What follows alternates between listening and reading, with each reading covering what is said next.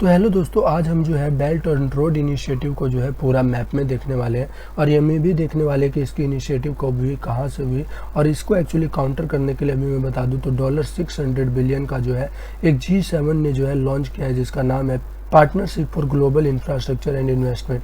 ये actually launch किया गया, आपको बता दूं, G7 के द्वारा। तो आप इस बात का ध्यान रखेंगे। अभी जो है जून 29 को है जो G7 की जो है मीटिंग हुई और उसमें जो है partnership for global investment and infrastructure. But इसमें आपको एक चीज़ जो ध्यान रखनी है, इस पर इंडिया ने साइन नहीं किया है। ये बात आप ध्यान रखिएगा कि इस पर इंडिया ने साइन नहीं किया। ये उन 7 देशों के द्वारा जो है लॉन्च किया गया, इस बात का आप खासा ध्यान रखेंगे। उसके अलावा यदि हम BRI की बात करें तो इसमें भी जो है इंडिया शामिल नहीं हुआ है और इंडिया ने इसको हेवनली क्रिटिसाइज किया है, खासकर जो नेशनल इंटरेस्ट था और नेशनल सिक्योरिटी के नाम पर। तो इस बात का आप खास ध्यान रखेंगे। उसके अलावा यदि हम BRI की बात करें तो इसका जो इनिशिएटिव है 2013 में किया गया था और आपको बहुत अच्छे से पता है कि एक्चुअली चाइना के द्वारा किया गया। जब चाइना के प्रेसिडेंट जो है वो यहाँ पर जब कजाकिस्तान में गए तो उन्होंने इसका लॉन्च किया और ये अभी बता दूं इसका जो टारगेट था वो 70 देशों तक पहुँचना था। जो भी इंफ्रास्ट्रक्चर का गैप है, खासकर जो एशिया और अफ्रीका में जो है उनको फिल करने के लिए एक्चुअली इसको लॉन्च किया गया था। लेकिन अभी कहीं ना कहीं ये इसको एक्चुअली डेट ट्रैप की तरफ भी देखा जाता है। डेट ट्रैप की तरफ क्यों देखा जाता है? क्योंकि कई बार ये इतने ज़्यादा लोन दे देता है कि वो जो देश है वो चुका नहीं पाते और उसके बदले में ये जो है उस कंट्री का इम्पॉर्टेंट असेट जो भी चाइना के फेवर में, जैसे कोई भी ऐसा असेट हो जो चाइना को लगता हो कि ये बहुत ही ज़्यादा सुटेबल है, वो जो असेट है अपने हिस्से में ले लेता है। इसका सबसे अच्छा एग्जांपल यदि हम बात करें तो श्रीलंका का हम्बनटोटा पोर्ट है, जो कि एक्चुअली इंडिया को काउंटर करने के लिए जो है वो लिया गया और इसका सबसे अच्छा एग्जांपल यही है। तो ये थी एक्चुअली पूरी basic information belt and road initiatives के बारे में। चलिए अब हम इसको जो है पूरा मैप में देख लेते हैं कि ये कहाँ से शुरू होता है और कहाँ तक जाता है। तो ये देखिए one belt and one road initiative. यहाँ पर यदि आप नीचे देख पा रहे होंगे तो ये है silk road economic belt and ये है maritime silk road. So actually इसको दो तरीके से डिवाइड किया गया। एक तो है कि उस कंट्री जहाँ को सी के रास्ते नहीं पहुँचा जाता है वहाँ रोड, रेलवे वगैरह ऐसा इंफ्रास्ट्रक्चर खड़ा करके जो है उस देश तक पहुँचेंगे। दूसरा है जहाँ पर रोड वगैरह से नहीं पहुँचा जाता, कई ऐसे आइलैंड नेशन है जैसे कि मालदीव्स हो गया और भी बहुत सारे, जैसे श्रीलंका हो गया, कोलंबो हो गया, ये सारे इंडोनेशिया, वियतनाम जैसे देश हो गए। इनके थ्रू जो है वो सी से पहुंचा जाएगा क्योंकि इनके द्वारा जो है वो रोड से नहीं पहुंचा जा सकता। तो यदि बेल्ट एंड रोड इनिशिएटिव की बात करें तो ये दो तरीकों से एक्चुअली फैला हुआ है। तो यहाँ पर यदि आप देखें तो ये शियान है जो कि चाइना में स्थित है। ये एक्चुअली यहाँ पर ये जो पूरा मैप आपको दिख रहा है ये यहाँ पर जो है ये पूरा चाइना का मैप है। उसके अलावा यहाँ पर यदि आप यहाँ पर जो छोटा सा देख पा रहे होंगे तो ये है मंगोलिया का इलाका और इधर उसके बाद जो है वो पूरा रशिया पड़ता है। तो यदि हम रोड इंफ्रास्ट्रक्चर की बात करें जहाँ से चाइना ने शुरुआत की है तो ये है सियान, जो कि एक्चुअली बीजिंग के आसपास है। ये देखिए बीजिंग है जो कि एक्चुअली कैपिटल है चाइना का, उससे कुछ देर ही दूर तो यदि देखें तो यहाँ से कहीं ना कहीं शुरू होते हुए लांजा, उसके अलावा यदि आप देखें तो हॉर्गस और ये जो दुशानबे है ये एक्चुअली तजाकिस्तान का कैपिटल है। ये देखिए तो कहीं ना कहीं तजाकिस्तान जो है वो इन्वॉल्व है। यहाँ पर यदि आप अलमाटी देखेंगे तो ये अलमाटी जो है ये कजाकिस्तान में लोकेटेड है। उसके अलावा यदि आप यहाँ पर बिश्केक देखें तो ये बिश्केक जो है वो किर्गिस्तान है और उसका कैपिटल है।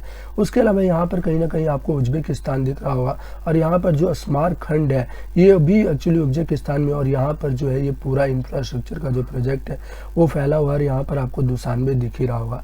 उसके अलावा यदि हम बात करें तो ये जो ईरान है, यहाँ पर ये आप देख पा रहे होंगे तेहरान जो है वो ईरान में लोकेटेड है, इस बात का ध्यान रखें। तो यहाँ से होते हुए यदि आप यहाँ पर देखें तो ये जो एथेंस है ये एक्चुअली ग्रीस में लोकेटेड है। इस बात का आप ध्यान रखिएगा कि ये ग्रीस में लोकेटेड है। उसके अलावा आपको पता ही है इस्तांबुल यहाँ पर है और उसके अलावा यदि आप यहाँ से होते हुए देखें तो ये मॉस्को, एक्चुअली रशिया भी जो है वो BRI का एक बहुत बड़ा हिस्सा है और ये मॉस्को को भी जो है रोड इंफ्रास्ट्रक्चर जो है वो कनेक्ट करता है। उसके अलावा यदि आप यहाँ पर देखें तो ये जो इलाका है, ये जो दुइसबर्ग, उसके अलावा ये जो विनाश है, ये जो वेनिस है, ये इटली का एक सिटी है, ध्यान रखेगा। तो उसी का है जो ये वेनिस है। तो ये कहीं ना कहीं एक्चुअली सी से आ रहा है, इस बात का आप ध्यान रखिएगा, रोड से नहीं आ रहा। तो ये यहाँ से होते हुए ये रॉटरडम जो है ये एक्चुअली नीदरलैंड में प्रेजेंट है, तो इस बात का ध्यान रखेगा। और ये यहाँ पर होते ये जो वेनिस में आपको दिख रहा है यहाँ पर ख़त्म हो रहा है इटली में। तो ये जो रूट है, ये जो ब्लैक वाला जो भी मैंने आपको बताया, ये एक्चुअली रोड इंफ्रास्ट्रक्चर है जिसको एक्चुअली चाइना ने बहुत सारे देशों से होते हुए, और यहाँ पर कहीं ना कहीं आप कैस्पियन सी का भी इलाका देख पा रहे होंगे, उससे होते हुए जो है ये गुजरता है। और यहाँ पर जो है यूनाइटेड किंगडम, यूरोपियन यूनियन वगैरह से होते हुए, हालांकि बहुत सारे जो यूरोपियन यूनियन है वो इसका हिस्सा नहीं है। उसके अलावा यूनाइटेड स्टेट्स ऑफ अमेरिका भी नहीं है, क्योंकि आपको पता ही है यूरोपियन यूनियन जो है वो यूनाइटेड स्टेट्स ऑफ अमेरिका से इन्फ्लुएंस होता है। तो जो यूनाइटेड स्टेट्स ऑफ अमेरिका कहता है वही यूरोपियन यूनियन लगभग उसी राह पर चलता है।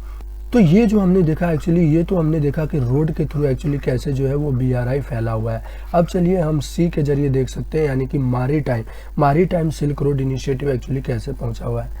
तो यहाँ पर ये जो आपको दिख रहा होगा ये एक्चुअली फुजाओ यहाँ पर दिख रहा होगा, उसके अलावा यहाँ पर गुआनजाओ, उसके अलावा यहाँ पर गुआनजाओ, और यहाँ पर देखें तो ज़ानजियांग, और यहाँ पर हकाओ, और यहाँ हनोई से एक्चुअली होते हुए ये जो यहाँ पर जो इनिशिएटिव है ये मलेशिया से होते हुए, और यहाँ पर जो कुआल और यहाँ पर आपको जकार्ता दिख रहा है, ये जकार्ता जो है इंडोनेशिया में है। पहले ये कैपिटल होता था, लेकिन अभी जो है इंडोनेशिया ने अपना कैपिटल बदल दिया और कालीमंथम में कर लिया है। इस बात का आप ध्यान रखेंगे। तो ये जो है इंडोनेशिया से होते हुए एक्चुअली बहुत ही इंपॉर्टेंट जो श्रीलंका जो हम्बनटोटा पोर्ट, जैसे कि मैंने आपको बताया कि कैसे पता है, ध्यान रखिएगा कि इंडिया इसका हिस्सा नहीं है।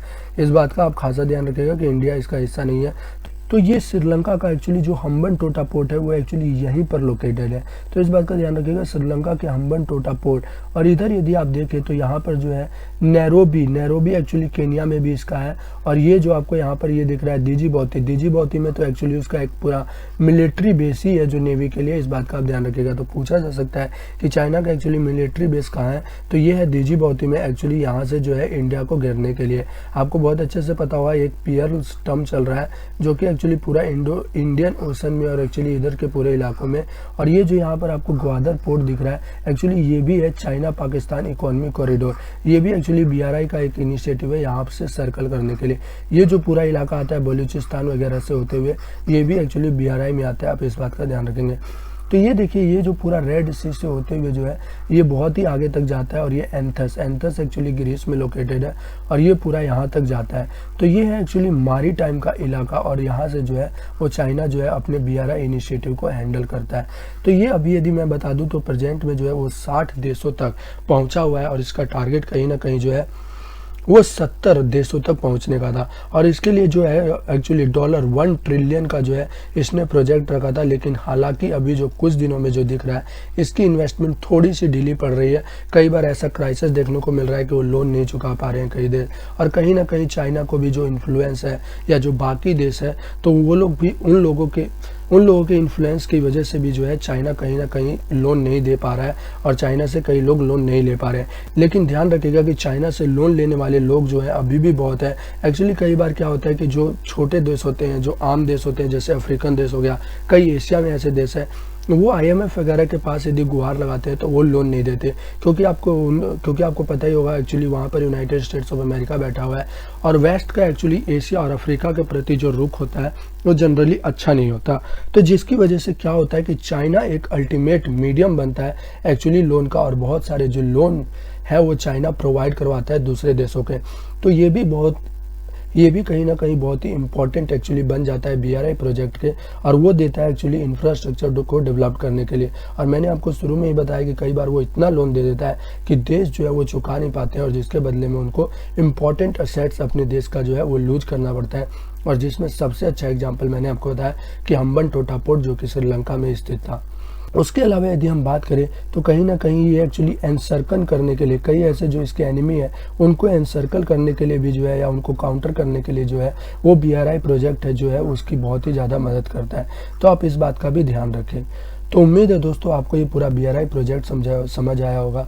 BRI प्रोजेक्ट समझ आया होगा कहाँ से फैला हुआ है। इसके 2 नियम है, ध्यान रखिएगा कि रोड और मारीटाइम, यानी कि एक सी के थ्रू और एक रोड रेलवे वगैरह के थ्रू। तो चलिए मिलते हैं अगले वीडियो में नए मैप के साथ।